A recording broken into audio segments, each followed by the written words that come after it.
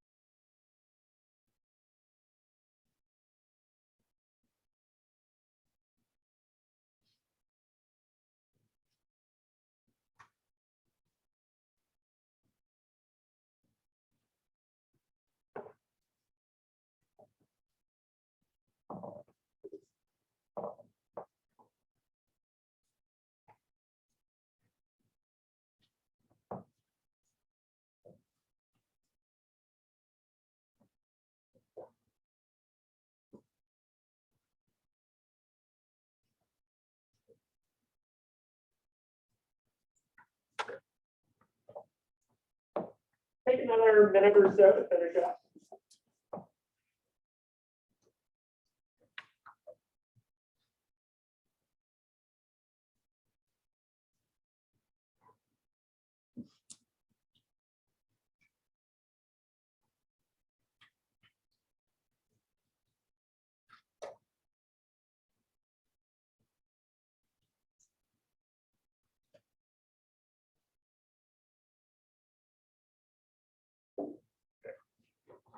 Go ahead and finish the current thought or idea that you're writing.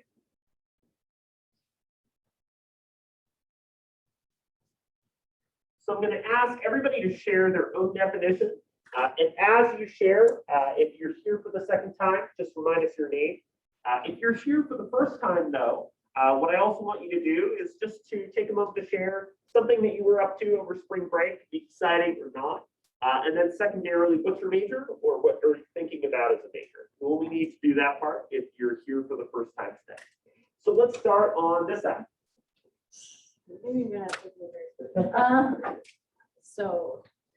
I said that communication is an interaction between two people in which a message is sent and received. My name is Jade McCoy, and I went home and I went rafting for the spring break, and my major is health and human performance. Awesome. Jake, is it? Yeah. Awesome. Glad to have you here. Putting you on the spot for the first time, but glad to have you in the class. Thanks for introducing yourself. Let's go to the second row here.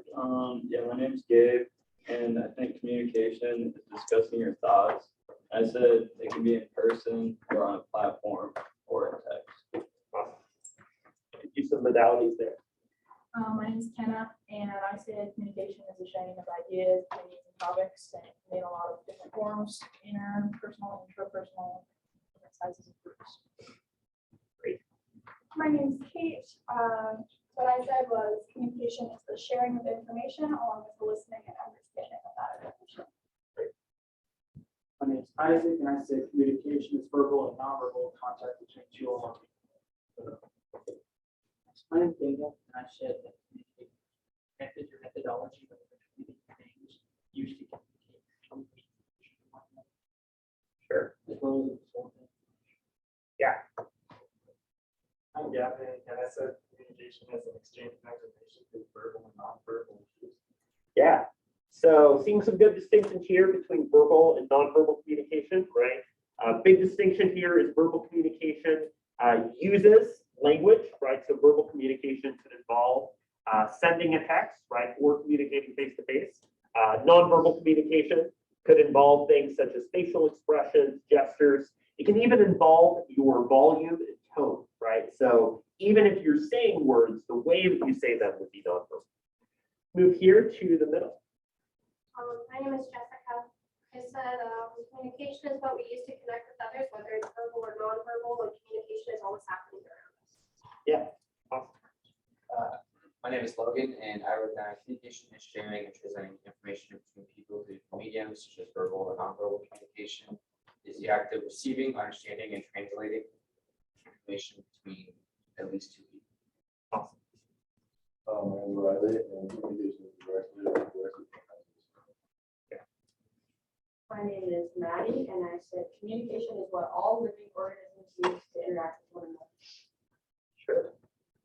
Good emphasis here on interaction, right, on relationships. Move here to this side. Yeah, go for it. Oh, sorry. You're good. I'm Angeline, and I said that communication is not only about speaking to a person, but it's also about listening and being able to understand the message. And it also includes nonverbal cues such as nodding, facial expression, and eye contact. Sure. Communications with two-way street. The importance of listening and understanding the message matters too. My name is James, and I said that communication is the way that we interact with other people. How we interact, for sure. I'm JP, and I said communication is use of verbal and nonverbal cues that allow people to talk and communicate with others to gain an understanding. Move here to the third row. I'm Kendra, and I said that communication is an interaction, sharing some thoughts, feelings, and opinions. My name is Kiana, and I said communication is interaction between two people with an encoded and decoded message, can be verbal or nonverbal. Sure. Encoding, decoding, already getting ahead there. And in the back.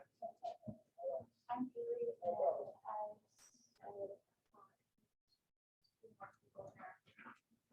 Yeah. All right. So a lot of similarities and variations, right? As we talked about, communication is very much about how we convey meaning and share information that matters across a variety of contexts, right?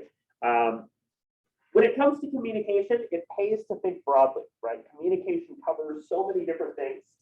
In fact, if you've taken a communication course or looked at it, it covers things like interpersonal between two people. It covers mass media, reaching a larger audience or public relations.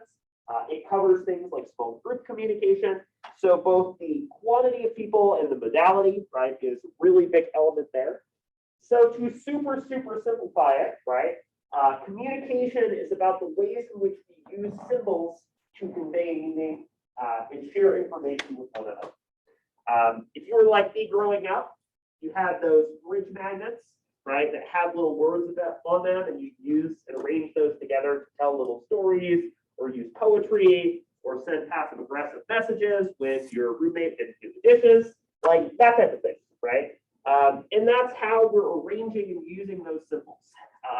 Like I mentioned last class, take the word dog, right? The letters D-O-G, if you didn't know what they were, are just a bunch of lines and squiggles. They don't actually physically represent or show us a dog in the same way that an image photograph of the dog would, right? However, we understand words individually and put together create a symbol that conveys meaning to other people. So the use of symbols could also involve, right, the way that we use gestures. If we're flipping somebody off in road rage, if we're giving somebody a thumbs up, right, those are also symbols that we use to communicate with other people. We roll our eyes to indicate that like somebody's told a bad joke, right? That also fits under communication. As a lot of you mentioned, right, communication is social. We're using communication to fulfill our social needs and to form meaningful relationships with other people. Communication typically involves at least two people. There's one exception to this called intrapersonal communication. That's where you're basically talking to yourself, right? So if you're like me and you like to do tongue twisters on the drive to work, just to try to get yourself ready to talk, that's an example of intrapersonal communication. And communication never ends, right? We can never not communicate. When you put on clothes and you're wearing those clothes outside, or you're walking, right? The way that you walk or present yourself, the way that you use facial expressions, you are always communicating in some fashion with other people. So communication, in a very broad sense, gets at a lot of these different things. When it comes to symbols, right? Symbols can run a range from abstract to concrete. In other words, if a symbol is abstract, right? It's representing an idea, whereas if it's concrete, it's actually representing the object in question, right? So this symbol on the left here is for Domino's Pizza, right? And the logo for Domino's is actually a physical domino, right? It's very on the nose. So that's an example of a concrete symbol, an actual domino that symbolizes Domino's Pizza. The same way that if you were representing a dog, you might show a photo of a dog, right? That would be an example of using a concrete symbol. Or if you think about something like pedestrian sign, or like some of the crossing signs like deer crossing, right? Very physical concrete symbol. Whereas an abstract symbol is one that represents an idea. What is this? Pi, right? Pi 3.14159, that's all I got. There are people that actually professionally memorize like all the decimals or as far as they can get in pi, right? Pi is a very, very long number. There's a lot to it, right? And it represents a complicated idea when it comes to how we measure and look at circles. So you can't write out the 3.14159 all the time, right? So we have this pi symbol here as an abstract symbol. It represents the idea and measurement of pi, even though it's less explicit than that, right? Sometimes we need abstract ideas that represent difficult and complicated issues. We can't show a photo of a dog every time we want to talk about dogs with our friends, right? We have to use abstract symbols to simplify and pare that down. Another really good example of this is a lot of languages in Asian countries, right? For instance, Japan and its use of kanji, or the use of Mandarin Chinese, right, will oftentimes use abstract symbols that represent an idea and its meaning in addition to a sound. So what I want to talk about next are three key communication models. And I want you to pay attention to these because we'll be doing an activity in just a moment that lets us compare and use these different models in different ways. So these three different models are linear, interactive, and transactional. And there's a sort of chronology to these three models. They show the evolution and development of the study of communication over time. So let's start here with the linear model, right? Linear model gets at a lot of the points that you all raised when you were defining what communication is, right? The idea that we're sending or providing information to other people. It's linear because it's one way, it moves in one direction, right? That is, there is a sender, a person who has a message, and they're delivering that message, right, to a receiver, person that's taking that message in. Good example is what we're doing right now in this class, right? Where I am sending you a message about the linear model and you're receiving that message.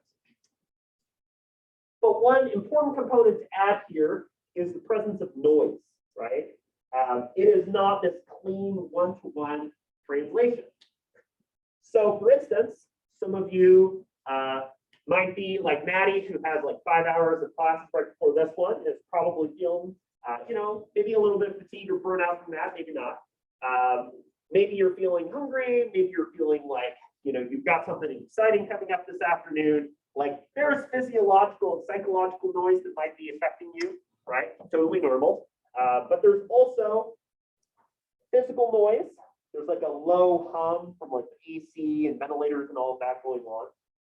So there's a variety of things that can distort and impact the messages that we get, right? So it's not this clean one-to-one process, but it's moving in this one direction. So linear model is oftentimes something we'll use if we're doing something like a public presentation, like you're presenting for a class, right? The linear model is also useful for some forms of media. For instance, if you're like me and you like to nerd out for like video essays on YouTube, right, then you'll watch that. But the problem with linear model is that it doesn't account for interactions, right? The way that you all were defining and talking about what communication was, it's clear that communication is about this relationship. It's about sharing meaning and the impact that meaning can have on both of us. It's not just one way. So that brings us to the second model, right? If the linear model doesn't go far enough, then we can look at the idea of the interactive model. So an interactive model, right, suggests that there is alternating roles. Think about it like a seesaw, right? Sometimes you're the one that's sending the message, right? You are talking to a friend about your spring classes, and they take that message in, and then they respond and they tell you about their spring classes. So then that person is sending the message. Another thing that's important to keep in mind that this model adds, this interactive model adds, is this idea of interaction. That is, we're modifying and changing the way that we communicate based on what we pick up from other people, whether it's verbal or nonverbal, right? If you are talking to a friend and your friend is like on their phone, or they seem like they're really tired or out of it, right? You're not just gonna like spend an hour talking to them and not account for that. You're gonna notice that they seem a little bit distracted and unfocused and probably say, hey, are you doing all right? Or you might cut short what you have to say. If you have a friend who seems really animated or excited as they're talking, maybe that gets you in a better mood, right? Maybe you get more excited because of how they're communicating. In that way, our communication is sort of using and reflecting on what that other person says back at us. We use feedback from other people, whether it's nonverbal, like how they're paying attention to us, or verbal, right? Oftentimes people will use verbal feedback, yeah, interesting, they might nod, in order to indicate how they understand a message. And again, noise is also happening in that process. The physical, psychological, and so on. If you've ever heard of fake or pseudo listening, it's where people will nod or say or use feedback that doesn't actually line up with what's being said. So I went to the store today, right? It doesn't make sense. That could be another example of how noise factors into the exchange. It's like a seesaw. That is, we are moving back and forth between being a sender and being a receiver. That's just the process of a conversation or a relationship with other people. One thing that might be an example of this would be a public debate, right? Where people have speaking times and somebody says you have 2 minutes, now it's time for a 1-minute response, and there's this automated way that you move back and forth between sender and receiver. So the interactive model is better, but it's still not quite dynamic. There's still some problems with how this model understands the way we as humans communicate with each other. So that brings us to this last model, what's known as the transactional model, right? And by the way, all three of these models are useful and kind of foundational for what we'll be doing Because if we're looking at theories of human communication, we're looking at how people occupy these different sender and receiver roles. If we look, for instance, at things like uncertainty reduction theory, face negotiation theory, and so on, they are all about how we're sending, receiving, and engaging with messages. So under the transactional model, we are both senders and receivers at the same time. That is, messages are not just going one way or the other. We're not on a seesaw switching between positions or just being the one person that sends the message, but instead, we are doing both at the same time. So we are sending a message as we're listening, nodding, and paying attention to somebody else, while they are sending a message to us. And it's a result of that exchange that we form communication and meaningful relationships with other people, right? So this channel of feedback is running in a cycle in both how we communicate and how we respond to messages. And again, noise is still present and is still distorting or interfering or modifying the message in some degree. Good example, right, is if you watch something like public debate or presidential debate, in reality, a lot of the way that these debates shake out is the people are responding verbally, non-verbally. They're talking over each other, they're interrupting, right? They're responding in a variety of different ways. For instance, one thing that's oftentimes used as a strategy in something like a public debate, whether it's a presidential or mayoral or governor's type of debate, right, is that they'll do like a shot that has both of the candidates or multiple candidates being shown at the same time while one person is talking, so that we can see the nonverbal feedback that they're doing, because both are communicating in that moment, right? So we use the interactive model in a lot of situations, but this transactional model gets at this constant back and forth that we use in our conversations with other people, in the ways that we use media, like we're texting, right? For instance, a big part of our texting experience is seeing little bubbles, like somebody's about to text, and then like we stop texting because they're about to text, and they stop texting because they think we're about to text, right? That's a whole element that shapes that exchange. And it happens, again, in a lot of these public settings too. So I think that these models help us to kind of trace this evolution of the way that we communicate with others. So what I'm going to do is that I have a scenario for you you'll be doing for your attendance for today. And I'll be assigning 3 different groups.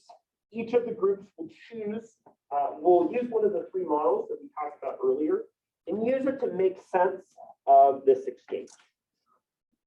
Rachel and Linda are discussing spring classes. They're in a crowded hallway. Rachel talks about challenging chemistry class that she's taking. Linda smiles and says that her psychology class is difficult too. Linda realizes that she's distracted because she's hungry and offers to buy Rachel lunch. The 2 leave to get food downtown, right? So there's a lot of different things that are going on in this conversation. And so one group will use the linear model, one group will use the interactive model, one group will use the transactional model.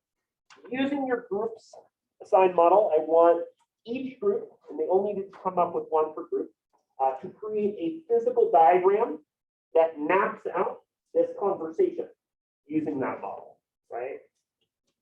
So make sure to include those parts of the model and be prepared to have somebody who will share that model with the class, right? So for instance, you might draw out, here's the linear model, here's how the linear model is being used in this conversation. And then also make sure, as you're working through it, that the names of every group member are on the diagram. Any questions about this prompt, what I'm asking you to map out? So we've got about 18 people. So I'll do 3 groups of 6. So starting with Angela, we'll do 1, 2, 3, 4, 5, and 6. This group of 6 will focus on the linear model. Starting in the back, Haley, we'll do 1, 2, 3, 4, 5, and 6. It is Jade. U6 will focus on the interactive model. Then 1, 2, 3, 4, 5, and 6. 12 will focus on the transactional model. So again, one per group have a diagram that shows how your model will map out this conversation. I'll give you about 10 minutes to work on it, and then I'll ask each group to share their model with the class.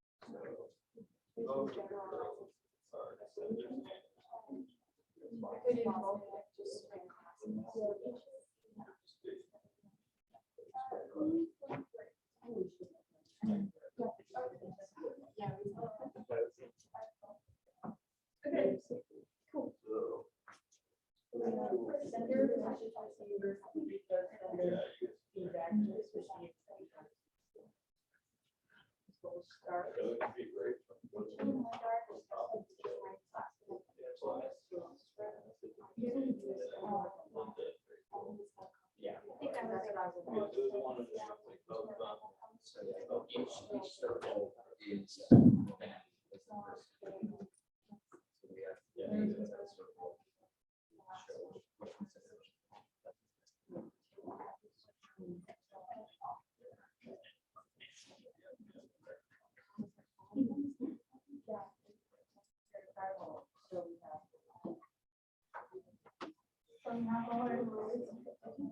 Seems like y'all are identifying noise pretty well.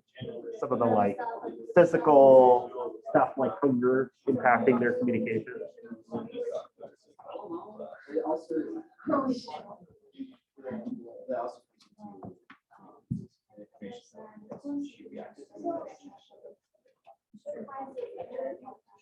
Yeah. So.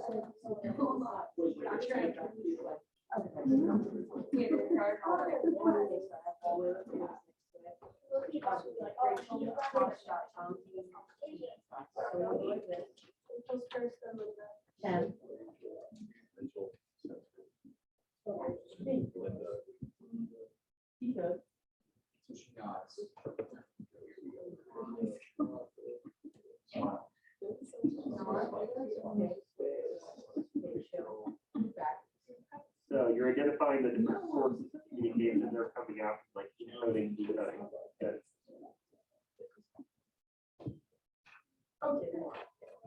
She responded after a psychology class. So who do you guys think the channel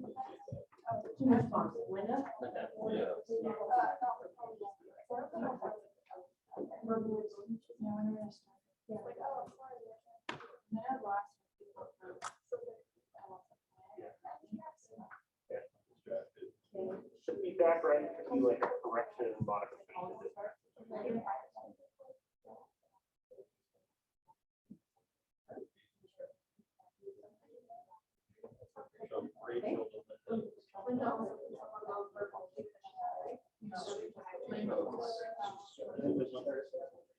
Take about 5 more minutes on this.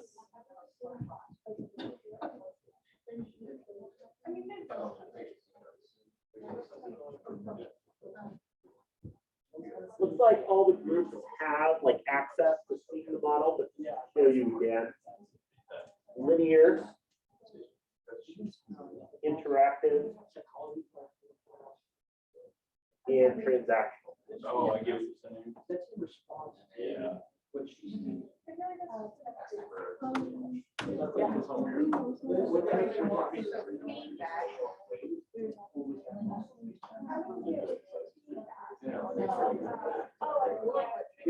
So like whatever parts of the message feel like relevant or communicated to the sender. Yeah, that looks like that covers everything with that model.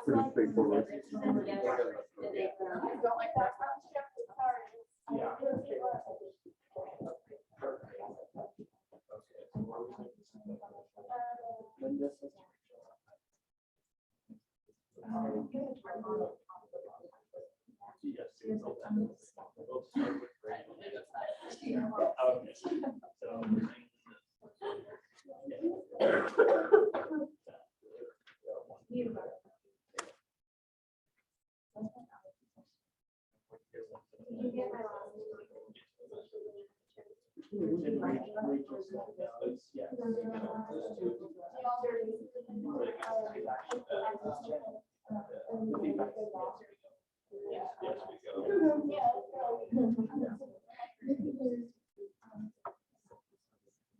I like that, the twistiness of it, that's a cool, like, back and forth, back and forth, back and forth.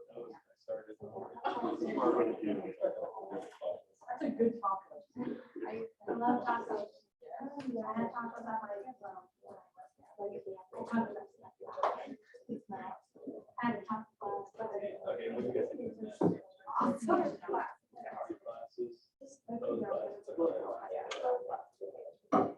Try to follow the average. Or tacos. Let's 2 more minutes to wrap up. Have one person who's ready to share.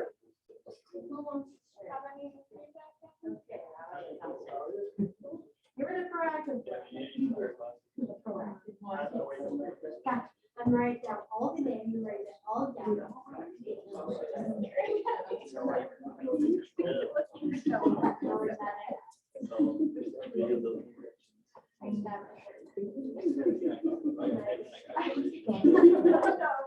You know, I'm still in there. But not sure a lot of work is in moments, like now.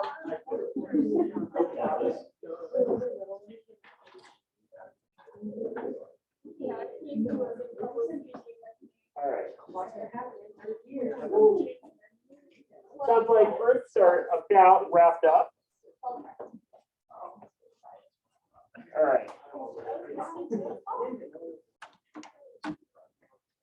So before I have each group share, let's see if I can do it, which it's kind of cheating because half of the folks here have been in another class with me.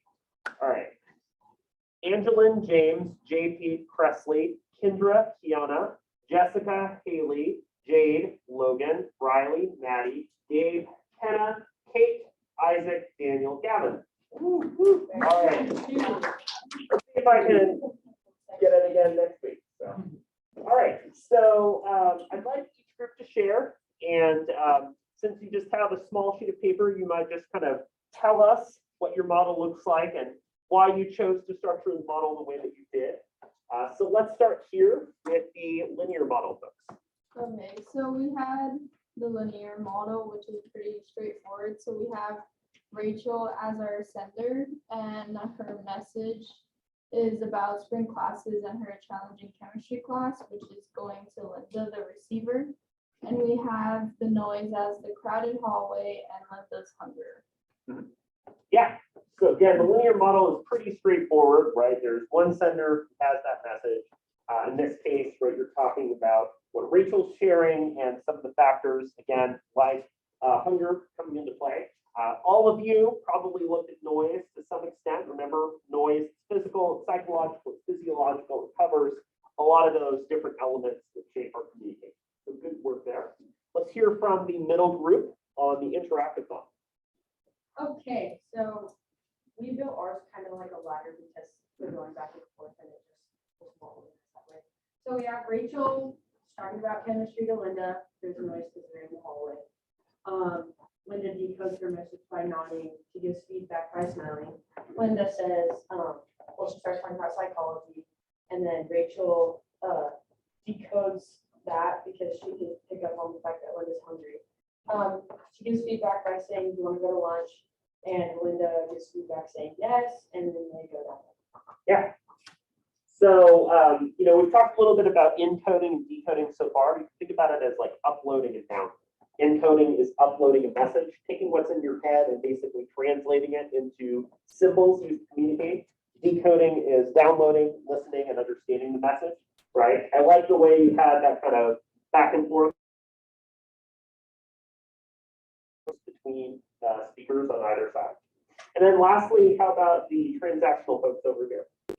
So we said Rachel and Linda, the message between both of them or both the classes are hard that they're taking. And then Linda gives feedback that she's hungry and then Rachel responds with feedback, let's go get something. Yeah, right. So I think what the transactional model adds to the table is that at the end here, right, Linda realizing that Rachel is distracted is using that feedback to offer to do lunch, right? Recognizes, okay, she's distracted, doesn't really have the ability to focus in the same way, so modifies the communication based on feedback, right? So that's a good description of how we actually communicate a lot face to face, right? The feedback is shaping the ways that we're interacting with each other because we're not just talking into a void, we're talking to another human who's responding to and addressing our concern, right? So not to say that the linear or interactive models are not useful. There are a lot of contexts where they are, just that this transactional model gets at, I think, a lot of the nuances of our face-to-face communication in particular, right? I wanted to have us start by looking at these models because, again, they're going to shape a lot of the ways that we approach and understand communication theory a little bit. So in the last 10 minutes or so, I want to go over just a couple other things to know in thinking about theory, in thinking about the role that issues such as ethics can play into the process as well. So if you think about ethics, right? Ethics, as it's talked about and discussed, goes all the way back to the Greeks, right? Aristotle here on the right. And ethics generally concerns itself with what is right or wrong, right? So ethics is a question of how we should be, how we should behave, and how we should choose to communicate. And there's a lot of different reasons this matters to what we're doing in this class. First of all, right, theory provides us with tools to be ethical communicators. If the interactive and transactional approaches are useful to us, they help us to learn how we can be more responsive or sensitive to the messages that other people have. For instance, one thing we'll look at in this class are cultural differences in communication. In some cultures, giving feedback that might say yes hesitantly or might say maybe actually means no, but it's disrespectful to outright say no. In some cultures, direct eye contact, particularly with somebody who might have a higher level of authority than you, is also seen as disrespectful, right? So there's a lot of challenges of how to communicate ethically and sensitively across cultures and situations. But it's also important to think about ethics as it relates to theory. What does it mean for a theory or approach to communication to be ethical? As we talked about last class, there are an array of theories that are incredibly unethical, right? The idea of race science, right, which is genesis, racist, and outdated, suggests that people are smarter or less smart on the basis of their race. That's been debunked, right? So there are important considerations here about how ethics plays into the ways that we understand and think about these. So ethics ties itself to so many of these different components of the ways that we can communicate and relate to one another. So we're using this week as a kind of entryway into thinking about theory, right? Basically going over the core things to know about communication, the different fields and areas in communication that we'll be able to study, and how we can use theory to understand those things a little bit better. From every class from next week on, we'll spend each class going over a theory, right? And as I mentioned before, you might find theories that make a lot of sense, that really relate well to you, or theories that you find yourself kind of disagreeing with and not on the same page about. So when it comes to the theories that we explore in this class, again, think about them like a toolbox. They're providing us with resources that let us make informed decisions and let us think a little bit more about how we can improve our communication one-on-one, in groups, and so on. One key idea here is to stay open, right, to being persuaded. You might find that there's a theory that you initially didn't really agree with, but you found that over time, the theory made sense to you and helped to explain or relate to your own behavior. Theories are kind of like costumes, right? You can try them on, experiment with them, figure out their central assumptions and ideas a little bit, right? So again, something like face negotiation theory, how we manage things like reputation or face, connects a lot to cultures and experiences that we might be less familiar with, right? That cultures have different perspectives is crucial too. That theory comes from a lot of different places and draws from a lot of different assumptions about how we as humans behave. Theory lets us test, right? It's like a science experiment where we're able to figure out and understand ourselves a little bit better. Theory helps us live with this idea of ambiguity, that a theory might be useful in explaining the complicated ways that we as humans behave, but it has its limits and has its flaws in how we relate to each other. Theory lets us test what we know, right? A lot of the theories that we explore in this class will come from people who are experts in studying communication and related areas, but we also know that through testing and retesting, theories change, evolve, merge, develop, and so on, right? For instance, one of the theories we'll be getting out of this class is about cultivation theory, the idea that when we're exposed to media, we come to believe that what we might see is an accurate representation of real life. A good example of this is if you watch like crime TV shows, for instance, like NCIS, Criminal Minds, that type of thing.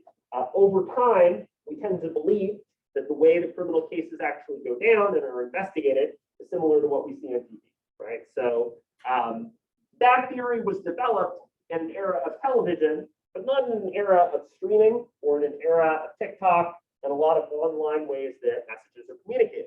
So that theory has evolved to consider the ways that like algorithmically curated content, like specialized TikTok videos and so on are created and maintained. So cultivation theory has a totally different life of its own. You're going to find in this class that there might be theories that you are finding a little bit complicated, right? So some of the theories might have a lot of different terms or ideas or concepts to them. That's okay, right? Because for this class, we're going to be breaking down and trying to understand the complicated elements of communication theory and how it impacts us in society, right? So don't be afraid to dive into those challenging components and use this class as a way to break those things down. So to wrap up, some of the things that we went over today, right? We talked a little bit about defining what communication is. We've had each of you share a little bit about how you would define communication in your own words. It's about how we use symbols to convey meaning, right? It can be two people, but it can also be more. It can be synchronous, where we're communicating directly. It can be asynchronous, such as the use of media, using TV shows, film, press releases, and so on to communicate in an asynchronous fashion. As we talked about, right, there's a linear, interactive, and transactional model of thinking about communication. The communication, especially face-to-face, is responding to the feedback that we receive from other people. And lastly, the idea here that communication theory is connected to issues of ethics, what it means to be a good or just or right communicator, and the different approaches that we might use to looking at and trying to understand the theories that we'll be exploring for this class. On Friday, we'll be discussing how we're analyzing and breaking down theory. What makes a good theory? How can we test it on things like scope, reliability, and so on, as well as some of the different subfields and contexts of communication. So if this is your first communication class, it'll be a great way to explore some of the things that we in communication do in possible classes you might be interested in exploring in the future. Please pass forward your group's activity. Make sure the names of all of your group members are on that. I'll be using that for attendance. I'll have the class recording up right after class, so that you can refresh on that if you need to. Have a great rest of your afternoon, and I will see you all again for Friday's class.